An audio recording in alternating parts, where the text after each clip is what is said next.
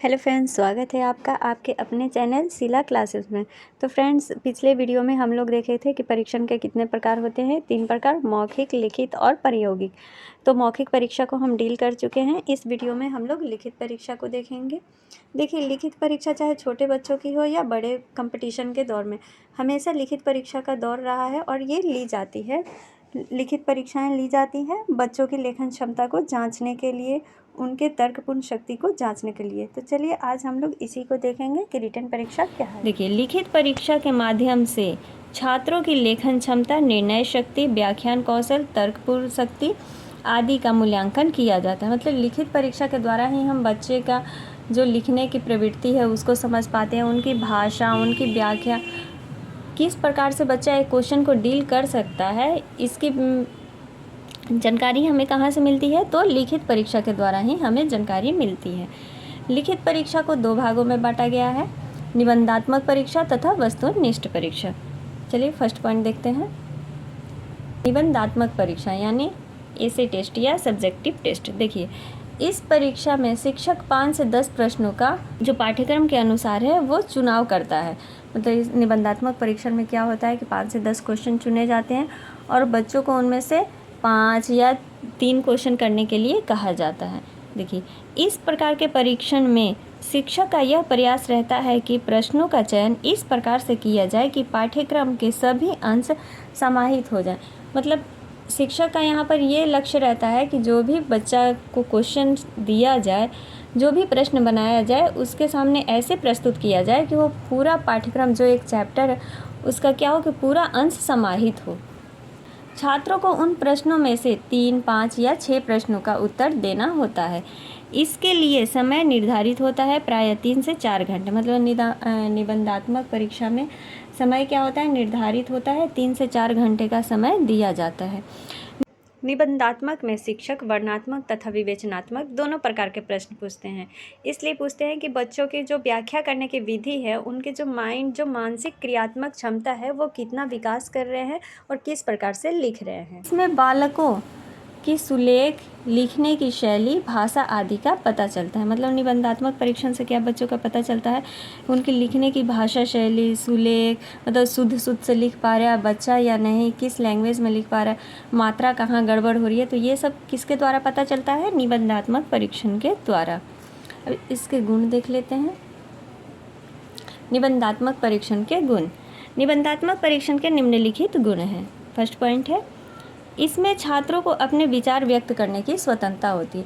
देखिए, अब हम लोग भी इतने एग्ज़ाम दिए हैं तो ऐसा होता है कि कभी कभी कोई क्वेश्चन नहीं आता है, तो वहाँ पर क्या करते हैं कि हम अपने विचार वहाँ पर स्वतंत्र रूप से, मतलब उस क्वेश्चन को इस प्रकार से लिखते हैं कि उसका आंसर बन जाए। मतलब थोड़ा सा भी अगर एक पॉइंट भी हम लोग को समझ में आ जाता है तो उसका आंसर हम लोग लिख देते हैं।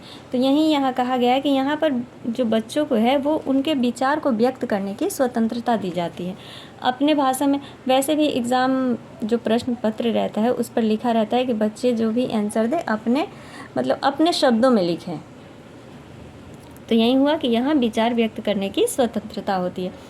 नेक्स्ट पॉइंट है, इन परीक्षाओं से छात्रों की भाषा शैली व लेखन का ज्ञान होता है। ये इन परीक्षाओं के लिए प्रश्न पत्र सरलता से बनाए जा सकते हैं। निबंधात्मक परीक्षा के लिए क्या होता है कि प्रश्न पत्र को इजी लैंग्वेज में, मतलब या सरल, आसानी से बनाया जा सकता है। ये परीक्षाएं समूह परीक्षण के लिए उत्तम है। हाँ देखिए, ये परीक्षाएं जब भी होती है वैसे समूह में ही होती है। निबंधात्मक परीक्षा चाहे कंपटीशन की हो, चाहे स्कूल में हो या कॉलेज में हो, कहीं भी इस परीक्षा का जो नियोजन किया जाता है वो सामूहिक रूप से ही किया जाता है। निबंधात्मक परीक्षाएं रचनात्मक चिंतन में वृद्धि करती है। यहाँ पर बच्चा जब स्वतंत्र रूप से अपने विचार को व्यक्त कर सकता है तो वो तो मानसिक रूप से, मतलब अपनी रचना सब, जो उसका दिमाग में जो भी क्रिएटिविटी है, जिस लैंग्वेज में वो लिखना चाहता है वहाँ पर ये लिख सकता है। नेक्स्ट है, इस परीक्षा के द्वारा छात्रों के भाषा क्षमता का मूल्यांकन होता है। मतलब इस परीक्षा के द्वारा क्या होता है कि छात्रों के जो भाषा की क्षमता है, लिखने की भाषा है, उसका क्या होता है? मूल्यांकन किया जाता है। अब निबंधात्मक परीक्षण के दोष को देख लेते हैं। निबंधात्मक परीक्षण के निम्नलिखित दोष है। देखिए, निबंधात्मक परीक्षाओं की जांच में काफ़ी समय लगता है। क्योंकि ये जैसे मान लीजिए लॉन्ग क्वेश्चन रहता है तो इसका आंसर, एक क्वेश्चन का आंसर 5-6 पेज में देना होता है, तो इसलिए जांच करने में क्या होता है, यहाँ समय अधिक लगता है। देखिए इसमें समय व श्रम अधिक लगता है। एक शिक्षक जो भी जांच करने वाले रहते हैं उनके लिए यहाँ पर समय की अधिक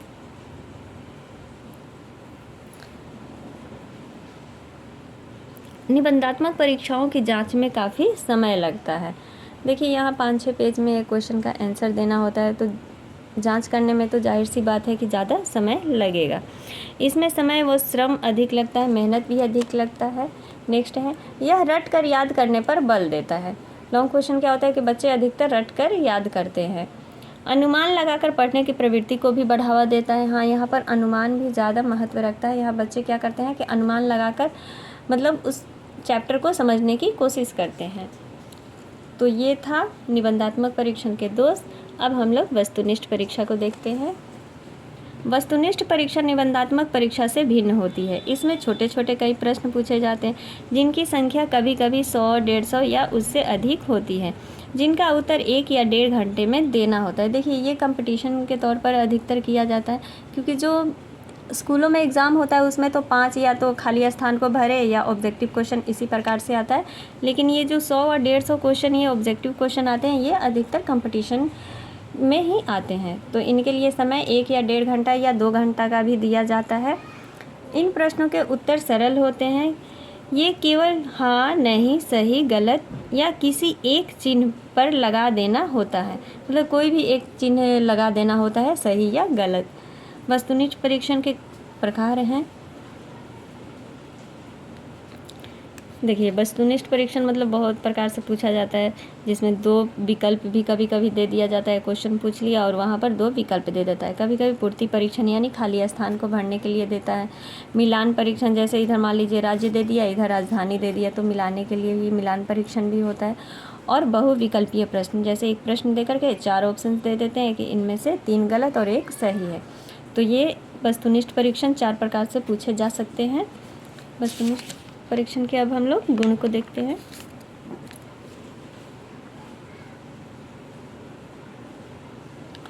वस्तुनिष्ठ परीक्षण के गुण देखिए, इसमें वैज्ञानिकता तथा विश्वसनीयता पाई जाती है। देखिए इसमें विश्वसनीयता क्यों पाई जाती है, क्योंकि ये मतलब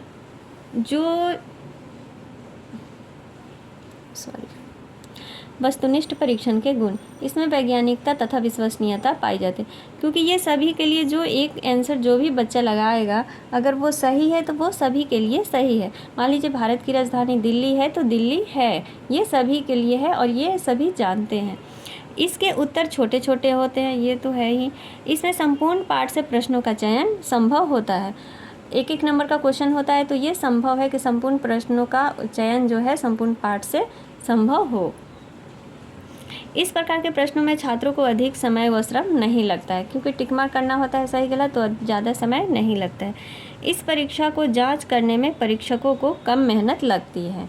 हाँ, यहाँ कम मेहनत लगती है। इस परीक्षा में रटने की अपेक्षा समझकर एवं सूझबूझ से विषय को पढ़ने की प्रेरणा मिलती है, क्योंकि ऑब्जेक्टिव क्वेश्चन कहीं से भी चैप्टर से किसी भी पैराग्राफ से दिया जा सकता है, तो इसीलिए यहाँ पर सूझबूझ से विषय को पढ़ने की ज़रूरत होती है। अब इसके कुछ दोष है, उसको देख लेते हैं हम लोग।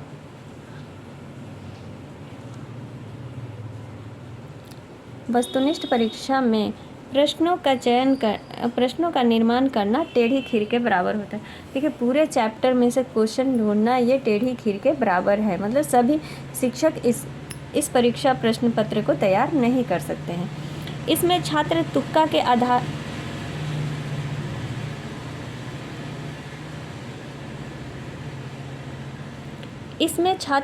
के आधार पर भी अंक प्राप्त कर लेते हैं। ये भी बात सही है कि जिसमें नेगेटिव मार्किंग नहीं होता है वहाँ पर क्या छात्र करते हैं कि गैसिंग के थ्रू कर लेते हैं, चिन्ह लगा देते हैं। इसमें छात्र अपने विचारों को व्यक्त नहीं कर पाता है, क्योंकि ये ऑब्जेक्टिव क्वेश्चन रहता है, 4 विकल्प दिए रहते हैं, उसी में से आंसर करना रहता है, तो यहाँ पर छात्र अपने विचार को व्यक्त नहीं कर पाता है। नेक्स्ट है, इस प्रकार के परीक्षण में छात्रों की लेखन क्षमता को कोई प्रोत्साहन नहीं मिलता है। वस्तुनिष्ठ परीक्षा के प्रश्न बनाना सभी शिक्षकों के वश की बात नहीं है, क्योंकि ये ऑब्जेक्टिव क्वेश्चन रहता है, तो ये सभी शिक्षक नहीं बना पाते हैं, इतना नहीं चैप्टर को पढ़ पाते हैं, तो इसीलिए ये सभी शिक्षकों के बस की बात नहीं है। तो ये था लिखित परीक्षा जो कि पूछते रहता है परीक्षा के प्रकार में। आई होप आप लोगों को समझ में आ गया होगा। अगर समझ में आ जाए और कहीं गलती अगर हो, कहीं सुधार करना हो तो प्लीज़ कमेंट करें और चैनल को शेयर करें। Thank you.